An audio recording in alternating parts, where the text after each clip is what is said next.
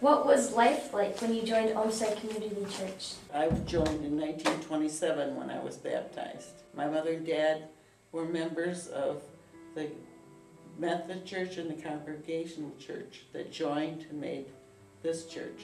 I think my dad was Methodist, my mother was Congregational, and there was a church right in the parking lot.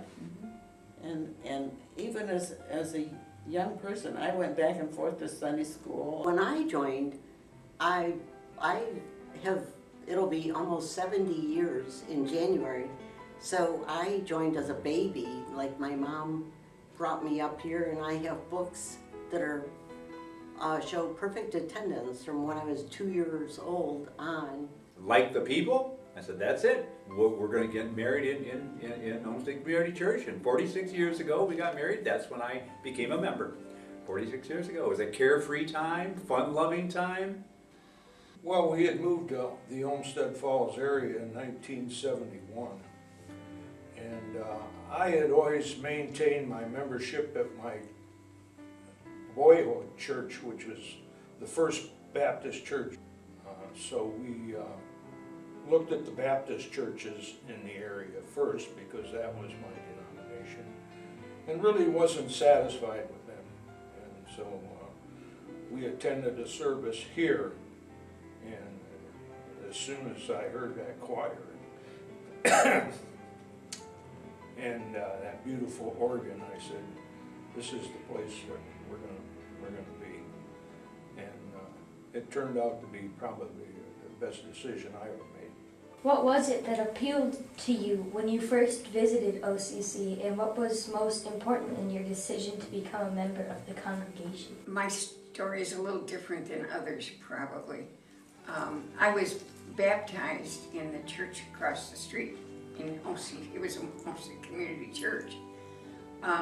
Unfortunately, my parents were not churchgoers, but we had neighbors that would bring me to Sunday school. It wasn't really a visit to Olmsted Community Church. It was a conversation I had with two ladies that I worked with.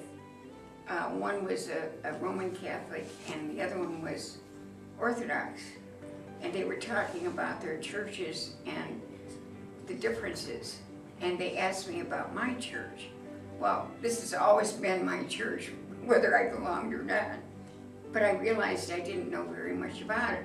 I thought about joining, and I wanted to make sure that I was going to fulfill the commitment. If I made a promise to God, I wanted to be sure that I was going to follow through. So I waited until I was 22 until I joined the church. I was interested in religion kind of young, and my grandfather was a Methodist minister, Dr. Alvin Yeager. I liked the idea of the congregational church, which to me was had a lot of appeal, because where other religions had bishops and popes and so forth, the congregation was responsible, and I felt that was the ultimate on being, frankly, in the Christian church. First, because they were so friendly. Reverend Rapes was always very, very vocal and all that bit sort of stuff. So as I said, and everybody was, they didn't act like I was a stranger or anything. We have developed, I think, into the world's greatest church, that we are friendly without being pushy or anything like that. When you think about being a part of our church, can you tell us about key moments or memories that stand out as especially meaningful to you? I also remember, when they had this big capital campaign to build the fellowship hall part of all these men went door to door, and not just to members, but to people in the community.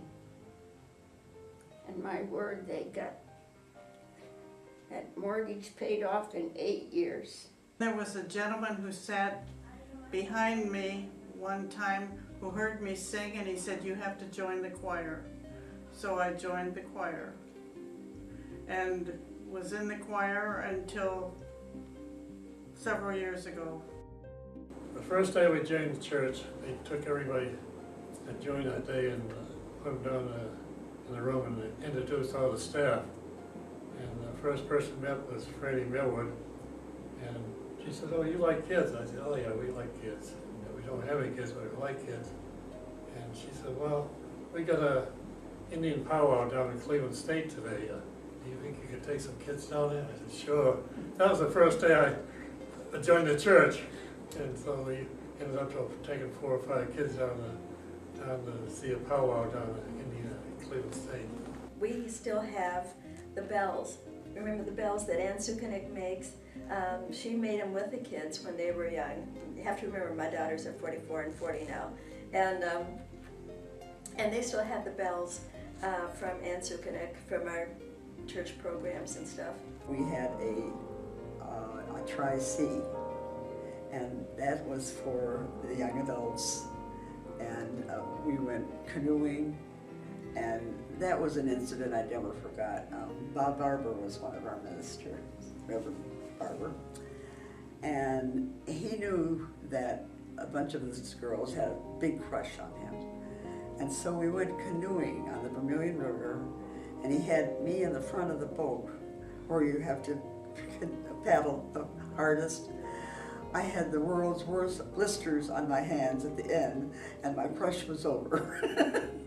I, of course, had a number of, well, not a number of deaths, but important deaths during our, like, when my wife passed away, of course, Pastor Ron was most helpful.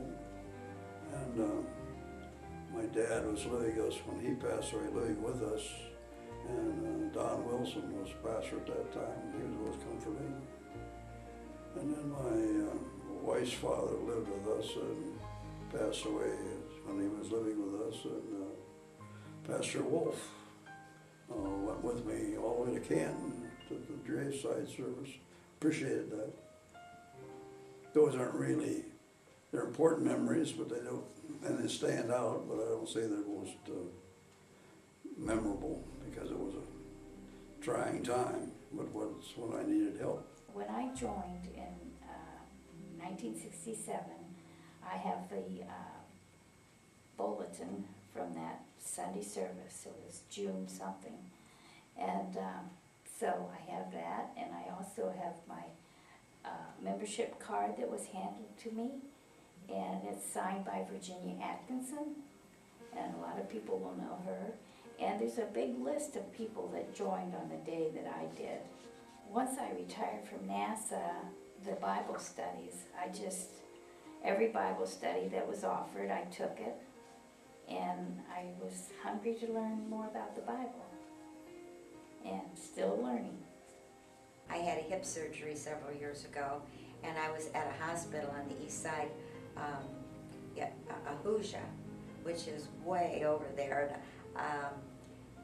It was a very snowy day, and I told my family, don't bother coming over. It's just too dangerous. And I hadn't talked to him. I just hung up the phone, and in walked Ron. And I said, Ron, how did you get here? I said, the weather's terrible. And he said, well, I just took it slow and easy. I was just going about 40 miles an hour all the way over. And that really was a ray of sunshine for me. I'll never forget that. I was working at the church all the time or something or other. We changed different things. We've added to mostly because that's where I worked, was the chancel committee, was the fact that somewhere along the line from the church, a store, there was a church's, you could get things for the church there. I found a church calendar, a flower calendar. That started that we used it for a flower calendar, and we're still using it. I can remember digging to start the new church. We had a ceremony where all my kids were involved in it, and they dug holes. I think we both have the same one with cherub choir. Cherub choir.